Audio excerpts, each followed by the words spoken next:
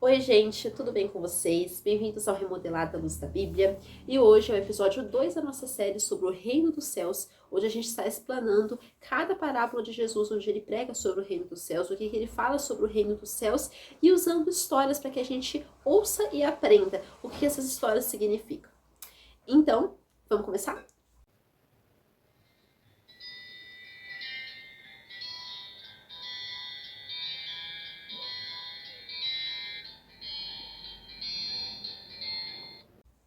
Bom, o nosso tema de hoje do nosso episódio 2 é os filhos de Deus e sua recompensa e os filhos do maligno e o seu juízo, onde a gente vai estudar sobre a parábola do joio em meio ao trigo. Então vamos começar a leitura e depois a gente vai explicando cada versículo. Outra parábola lhes propôs, dizendo: O reino dos céus é semelhante a um homem que semeou boa semente no seu campo. Mas enquanto os homens dormiam, veio o inimigo dele, semeou joio no meio do trigo e retirou-se. E quando a erva cresceu e produziu fruto, apareceu também o joio. Então, vindo os servos do dono da casa, lhe disseram: Senhor, não semeaste a boa semente no seu campo? De onde vem, pois, o joio? Ele, porém, lhes respondeu: Um inimigo fez isso. Mas os servos lhe perguntaram: Queres que vamos e arranquemos o joio? Não, replicou ele, para que ao separar o joio não arranqueis também com ele o trigo. Deixai-os crescer juntos até a colheita, e no tempo da colheita direi aos ceifeiros: Ajuntai primeiro o joio, atai-o em feixes para ser queimado, mas o trigo recolhei no meu celeiro. Então, a primeira coisa que a gente percebe aqui é a boa semente e que ela foi plantada no próprio terreno daquele homem. Ou seja, a gente percebe aqui que essa parábola, ela reflete muito sobre o reino dos céus. E ela reflete que há pessoas boas que foram plantadas por Deus, que são as sementes boas, e pessoas que são plantadas pelo maligno, são joios. Elas vão estar juntos muitas vezes, no mesmo local físico, mas elas vão ter dois destinos espirituais totalmente diferentes. Então a gente percebe aqui que Deus, Jesus, ele quer ilustrar como vai ter pessoas que já vão para o inferno, que têm a condenação porque elas são semeadas pelo maligno, não é dele, né? O joio não é de Deus. O joio, ele é muito parecido com o trigo, quando você olha, só que o joio, ele não dá frutos. O joio, ele não serve para se alimentar. O joio, ele não presta para nada. Então a gente percebe aqui que o reino dos céus pode ser explicado com parábolas, com coisas simples, com coisas que o Senhor coloca em paralelo para a gente entender. A gente percebe que Deus, ele não faz nada ruim. Ele não planta em nós uma semente ruim. Muito pelo contrário, ele planta uma boa semente. E o terreno e o solo onde ele faz isso é o mundo. Ou seja, o terreno de solo onde ele faz isso é semelhante a um homem que plantou no seu campo uma boa semente. Ou seja, ele plantou dentro daquelas pessoas, dentro daquele terreno onde ele sabia ali que aquelas pessoas iam ser pessoas que iam acatar a sua voz, a sua palavra, iam obedecer. E a gente percebe a intimidade com Jesus e o desejo de compreender a palavra, quando o versículo diz: Então, despedindo as multidões, foi Jesus para casa. E chegando-se a ele, os seus discípulos disseram: Explica-nos a parábola do joio do campo. Então a gente percebe aqui que os discípulos eles se aproximavam do Senhor para perguntar a explicação dessas parábolas, porque eles queriam entender melhor aquilo que Jesus falava. Porque muitas vezes eles não compreendiam também. E eles iam falar: Senhor, explica pra gente, porque nem a gente está entendendo. E o Senhor Jesus explicava. Os discípulos eles queriam entender sobre aquilo que o mestre falava. E mais, eles ainda tinham a abertura e a intimidade com Cristo para perguntar aquilo que eles tinham dúvidas. Então, a gente precisa ter essa amizade com Jesus, precisa ter essa abertura na oração para falar: Senhor, eu não estou entendendo tal coisa na minha vida, ou até na palavra eu ainda não entendi o significado, mas que o Senhor me mostre, que o Senhor me revela, porque eu quero entender, eu quero praticar, eu quero saber aquilo que está acontecendo. Então a gente percebe aqui que a gente não pode esconder nada de Jesus, nem as nossas dúvidas, e ele é fiel e justo. Jesus, ele quer que todos nós cheguemos ao pleno conhecimento da sua palavra. E é claro que esse dia vai ser apenas o dia da eternidade, onde a gente partir daqui, porque esse dia ninguém vai terminar a vida assim com um diplominha. Ah, eu completei, né, aqui todos os meus passo a passos aqui, hoje eu sei tudo. Não, até o dia que a gente morrer, a gente vai estar aprendendo. Mas que a gente possa realmente ter essa abertura com Jesus para falar muitas vezes das coisas que a gente não entende. E a gente percebe também o Jesus como semeador, quando o versículo diz: E ele respondeu: O que semeia a boa semente é o Filho do Homem. Então a gente percebe aqui quem é o semeador é Jesus, porque é Jesus que proferia aquelas parábolas. Jesus é que falava a palavra de Deus. Ele estava ali sendo aquele que Deus estava usando, é claro que Jesus é Deus, mas o Pai estava sobre ele ensinando a palavra de Deus para aquelas pessoas, assim como até hoje nós temos todos os relatos dessas parábolas escritos aqui na palavra, para que a gente também aprenda. Então o Senhor Jesus é aquele que planta a semente, pois ele faz o trabalho de semear e de investir em nossas vidas. As coisas espirituais são uma semente preciosa e poderosa nas nossas vidas. Nós não podemos tratar as coisas espirituais como nada e valorizar as coisas terrenas, supervalorizar as coisas daqui da vida, né, transitória que a gente tem. Então a gente percebe aqui que Jesus, ele é sempre o bom semeador. Ele não planta semente ruim, ele não faz nada ruim, ele não é negligente, não é irresponsável, muito pelo contrário, o que ele faz é bom. A palavra de Deus fala que quando Deus criou o mundo, ele viu que tudo que ele tinha criado era muito bom, né? Ele se alegrou, ele gostou daquilo, ele se regozijou vendo a criação dele. E a gente vê também a explicação e a revelação do significado da mensagem, quando o versículo diz: o campo é o mundo. A boa semente são os filhos do reino, o joio são os filhos do maligno.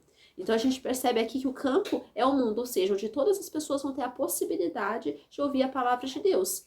Então, temos aqui a boa semente, que são os filhos do reino, os salvos, aquelas pessoas que vão escutar a palavra e dar atenção àquilo que Jesus fala. E nós temos também o joio, que são os filhos do maligno, são aqueles que não vão ter a salvação eterna, são aqueles que vão ouvir, mas que não vão dar atenção, que vão ter a condenação, porque eles também já foram aqueles que foram jogados pelo inimigo. Eles não são aqueles que vão ali aceitar a palavra, mas são aqueles que vão negar. Então a gente percebe aqui que Jesus, ele nos dá o entendimento e a revelação do significado daquela parábola.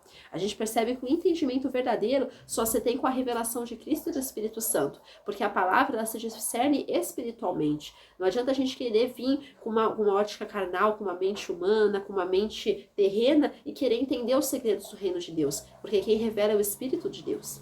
E a gente percebe também um inimigo escondido e traiçoeiro, quando o versículo diz: o inimigo que semeou é o diabo, a ceifa é a consumação do século, e os ceifeiros são os anjos. Então a gente percebe aqui que o diabo, ele é o inimigo, ele vem para causar confusão, separação, ele consegue plantar discórdias, plantar intrigas, ele gosta disso. Então a gente percebe que o inimigo é o próprio diabo, que trabalha de forma traiçoeira. Perceba que ele vai aonde? De noite, para conseguir colocar aquela má semente, colocar aquele mau plantio, colocar aquele joio para querer trazer divisão no reino de Deus. Ele é sutil, ele vem escondido, ele vem à noite onde ninguém pode ver. E ele sabe que se ele vier em plena luz, as suas obras serão desmascaradas. Por isso que ele vem de noite, por isso que ele trabalha na sutileza, no engano, naquilo que vem para enganar, para roubar a palavra, porque ele quer trazer cegueira espiritual, ele quer trabalhar escondido, porque quando ele está trabalhando escondido, ninguém sabe o que ele está fazendo. E a gente percebe também aquilo que diferencia o tempo, o crescimento e a frutificação. É isso que diferencia o joio do trigo. E a gente percebe isso quando o versículo diz: pois assim como o joio é colhido e lançado ao fogo, assim será na consumação dos séculos. A gente percebe aqui que o joio, ele só foi descoberto que ele estava no meio do trigo quando o trigo começou a crescer. A parábola diz isso, que quando o trigo começou a crescer, eles começaram a falar: estranho, essa semente não estava aqui, a gente plantou trigo, mas está joio, ninguém plantou, a gente não plantou joio nesse terreno.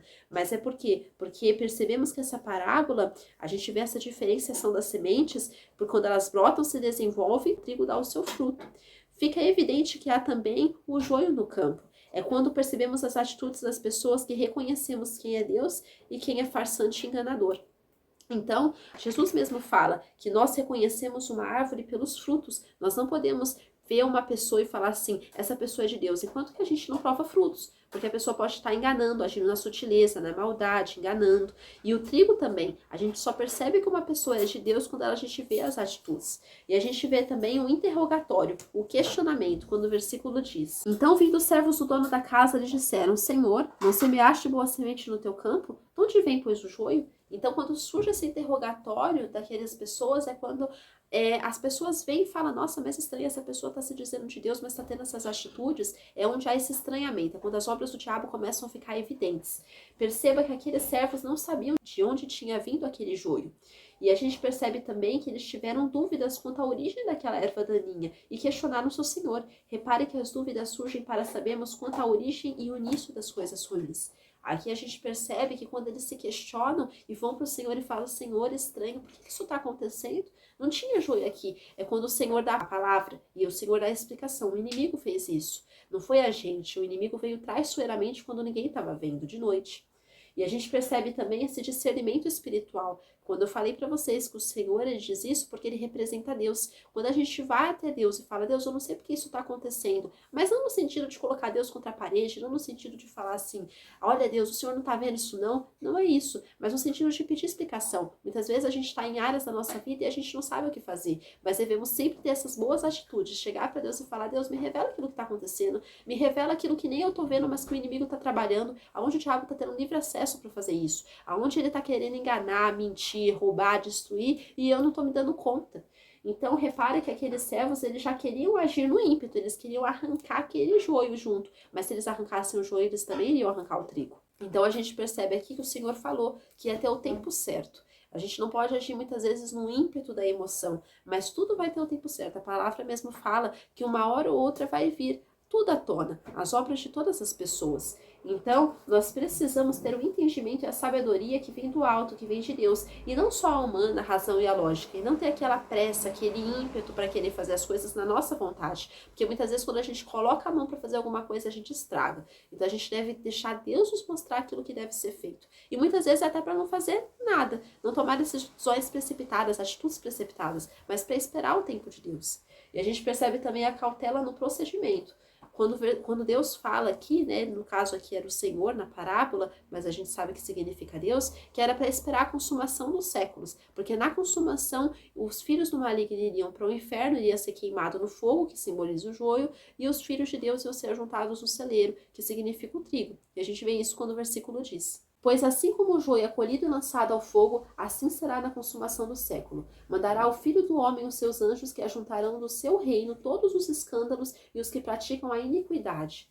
Então a gente sabe que um dia todos os escândalos, todos aqueles que praticam os escândalos, que são pedras de tropeço, que foram alvo ali de escândalos, que foram alvo ali de pessoas de dar um mau testemunho, eles vão ser ajuntados e lançados no fogo. Eles não vão participar do reino de Deus, da vida eterna, muito pelo contrário, eles vão participar da destruição eterna. Então a gente percebe aqui que tudo há um tempo certo, uma separação. Né? O joio não ia ficar junto do trigo para sempre, mas haveria um tempo certo para haver essa separação. O juízo eterno. Deus vai julgar no dia do juízo a todas as pessoas e irá designar umas para a vida eterna, o céu, que simboliza o trigo, e outras para o castigo e o horror eterno, que é o joio, o diabo, os filhos do maligno.